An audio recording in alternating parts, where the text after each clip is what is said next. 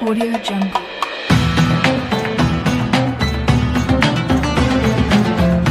Audio Jungle.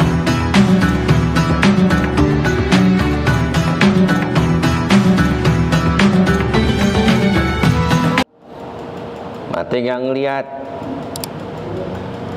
Wa aura begitu juga jereng nih. Kalau mati jereng jangan, takutnya jembatan Siratul Mustaqim melengos tuh di jalan, jomblang, jatuh.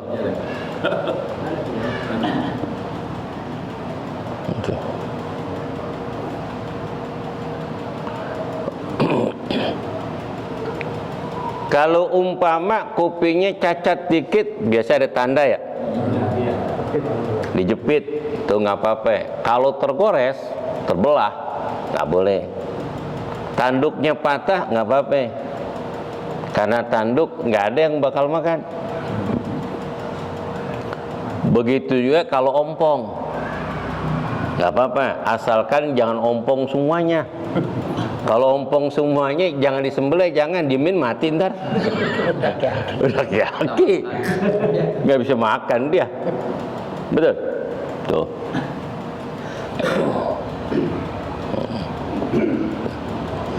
Wadzakaru abdulu minal unsa. Begitu juga kambing ataupun sapi yang dikorbankan, kambingnya laki, sapinya laki, itu lebih utama dari perempuan, karena umumnya laki.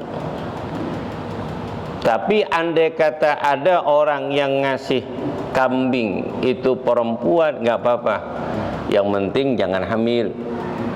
Kalau dipotong kemudian hamil, hukumnya tidak sah. Hukumnya tidak ya. Kambing perempuan lebih afdol daripada kambing yang laki, dengan syarat kambing perempuannya masih perawan, kambing laki udah nunggangin. Cari di mana kambing perawan?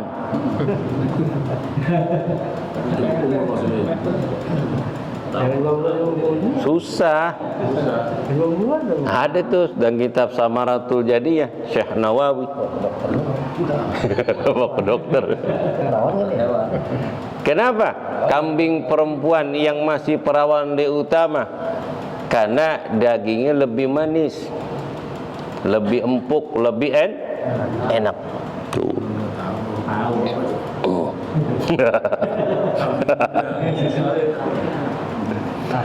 Wayan wita'iyatan biha inda jabhin au qablahu. Sunnah ketika apa? Ingin berkorban, sunnah diniat berkorban. Nawaitu udhiyatah fulan bin fulan taqabbalaha kama taqabbala qaliluka Ibrahim. Aku niat korban ini untuk fulan bin fulan atau fulana binti fulana. Taqabbalaha, terimalah ya Allah korban ini sebagaimana engkau terima korbannya Nabiullah Ibrahim. Boleh diniatkan untuk keluarga yang sudah meninggal. Itu namanya waladun sholihun yad'u lahu. Idza mata ibnu Adam in qata'a amaluhu illa bisalah waladin sholihin yad'u. Salah satu, terputus semua amal manusia kalau sudah mati kecuali 3. Salah satunya anak yang soleh mendoakan dengan bermacam-macam, dengan doa, tahmid, istighfar, sedekah, termasuk membeli hewan diniatkan untuk orang tuanya, saudaranya, orang yang berjasa sama dia, untuk dikorbankan pahalanya untuk orang yang diniatkan daripada almarhum almarhumah. Bagaimana kalau kita niatkan 2 untuk orang yang meninggal? Pahalanya korban itu untuk orang yang meninggal. Bagaimana yang niat Pak Ustaz? Yang niat dapat pahala beli hewan Berapa hewan kurban yang dibeli? Berapa juta? Dibalas Allah Ta'ala 10 kebaikan dari amal perbuatan yang mereka lakukan. Karena Allah innaka la tukhliful sungguhnya Allah tidak pernah ingkar janji. Allah Ta'ala berfirman dalam surah Al-Maidah ayat 9, wa'adallahu allazina amanu wa amilus solihati lahum maghfiratun wa ajrun azim. Allah telah menjanjikan orang-orang yang beriman dan melakukan amal soleh, bagi mereka itu ampunan dan pahala yang sangat besar. Ini termasuk berbakti gak? Anak sama orang tua beli hewan kurban untuk yang sudah meninggal dunia. Apalagi beli sapi, bagian tuh dagingnya untuk orang banyak, pahalanya untuk orang tua kurban. Itu dapat pahala yang Allah berikan. Pasti itu, jangan ragu tuh. Wa waktu tadiyati ba'da tuli samsi yaumun nahar, waktu penyembelihan hewan kurban tatkala terbitnya matahari dengan ukuran 1 galah. Wa mudi qadri raqatin wa hubbatin, dengan ukuran sunnah, panjangin lagi pelaksanaan 2 rakaat salat Idul Adha dan menyampaikan khutbah. Makanya khutbah ini lebih singkat, jam 7 selesai acara. Jangan jam 7 baru naik. Kan masuk isyraq sekarang ini kan jam 6:15 udah masuk tuh waktu duha. Isyraq itu jam 6:05, 10 menit kemudian masuk duha. Jam 6 ngumumin. Jam 6 ngumumin 5 menit, kemudian baca selawat sambil muter tuh kantong hijau. Jam 6 seperempat pengumuman tata cara pelaksanaan sholat. Kemudian baru Bilal naik, as-shalah, as-shalah, as-salatu Idul Adha rak'ataini jami'ah rahimakumullah. Kemudian apa? Langsung sholat Id. 6:30 selesai, khutbah dah. Jam 7 kelar. Kalau perlu mah 20 menit aja ceramahnya. Jam 7 kurang 10 menit selesai. Salam-salaman, jam 7 kelar. Makan nasi goreng dah tuh. Ya enggak? Tupat jarang. Kalau Idul Adha mah jarang bikin tupat. Kebanyakan opor ayam kampung. Itu. Wajibu tasadduqu min lahmihan nai, wajib mensedekahkan, memberikan daging korban cuma-cuma dalam keadaan mentah, enggak boleh diberikan dalam keadaan matang. Dalam keadaan wala yajibu bai'u syai'in minha, tidak boleh dijual sedikit pun dari daging kurban termasuk kulitnya atau dijadikan ongkos untuk jagal, nggak boleh. Bagaimana pusat? Ini biar ngirit biaya, daging kurban saya ambilin, saya masak aja dah. Ada ibu-ibu PKK pada ngikut, ibu-ibu pengajian pada masak.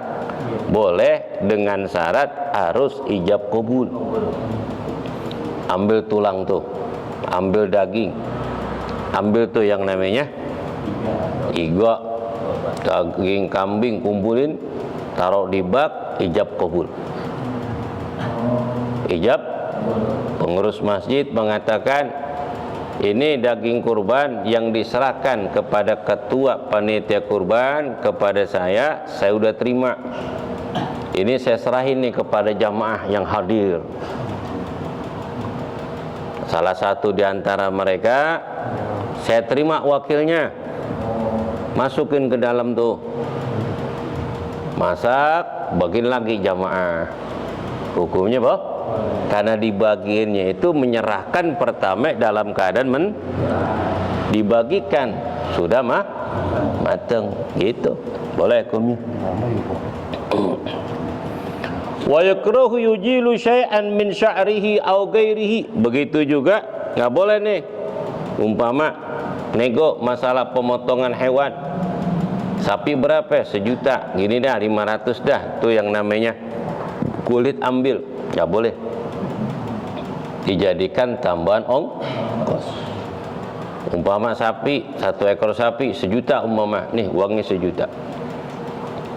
Nanti itu yang namanya kulit diambil, kemudian ijab kabul, serahin panitia, kemudian dijual nggak apa-apa. Karena sudah serah terima. Serah terima dulu. Sudah serah terima dulu dari perwakilan, saya terima. Setelah mau diapain? Mau dipotong-potong, dibagiin, ataupun ditimbang, jadiin kerupuk, ataupun apa? Diambil tuh duitnya, masukin operasional, nggak apa-apa. Karena udah ijab kop. Wa yakrahu ayajila syai'an min syari aw ghairihi min asri Dzulhijjati hatta yudhiya.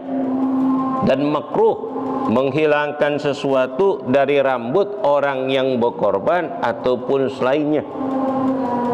Bagi orang yang berkorban nih, tanggal 1 di bulan Dzulhijjah itu jatuh pada tanggal 30 di bulan Juni. Kapan? Hari apa? Hari Kamis nanti. Hari bagi orang yang niat korban kemudian udah beli, uangnya udah diserahin tuh. Itu disunnahkan untuk jangan memotong rambut dan kuku bagi orang yang mau berkorban. Itu.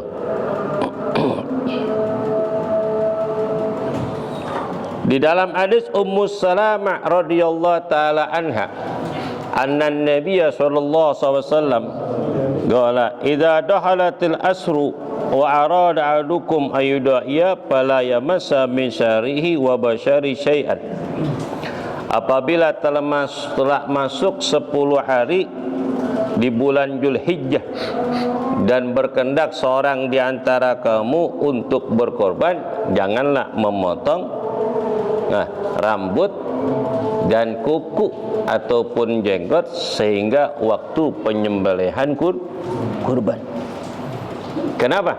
Karena rambut dan kukunya, kala hewan itu dipotong sebelum darahnya jatuh ke tanah, Allah udah ampunin dosa orang yang berkorban dari ujung rambut sampai ujung kaki. Karena di hari kiamat itu setiap dosa yang ada di tubuhnya itu akan dipertanggungjawabkan oleh Allah Subhanahu wa taala. Inna sam'a wal basara wal fuad kullun ulaika anha mas'ula. Sungguhnya penglihatan, pendengaran dan hati dan seluruh anggota tubuh kita ini yatakallamuna aydihim wa tashhadu arjuluhum bima kanu yaksibun. Itu akan jadi saksi. Tapi kalau dia berkorban kemudian dia nggak potong tuh, maka seluruh tubuhnya di dosanya diampuni oleh Allah Subhanahu wa taala dan dia nggak ditanya lagi oleh Allah. Alhamdulillah, keutamaan orang yang berkorban. Menurut Imam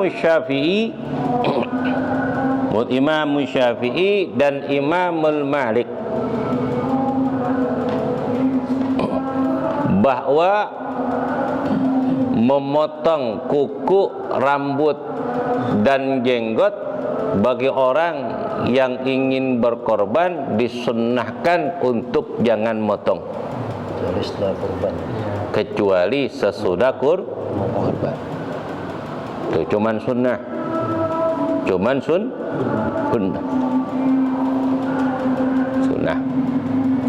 Kalau menurut Imam Abu Hanifah, kalau dia motong rambut dan kuku, hukumnya makruh. Makruh. Menurut Imam Ahmad bin Hanbal, hukumnya haram. Tapi haramnya enggak dosa, cuman dibenci, karahatu tanzih. Ya, artinya dibenci. Menurut Imam Syafi'i wa Imam Malik hukumnya sunnah.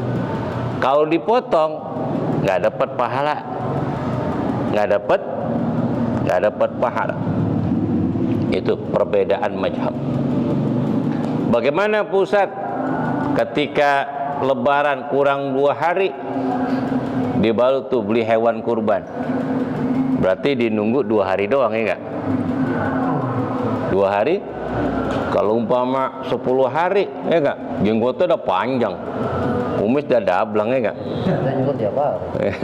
Udah, namanya hukumnya sunnah. Ada yang bilang mubah, boleh-boleh aja. Boleh-boleh, tidak ada larangan. Cuman disuruh tahan saja, jangan dipotong rambut dan kuku sehingga dia menyelesaikan yang namanya kurban, sebab Allah akan mengampunkan dosa bagi orang yang berkorban seluruh tubuhnya sebelum jatuh darahnya ke tanah. Ada pertanyaan?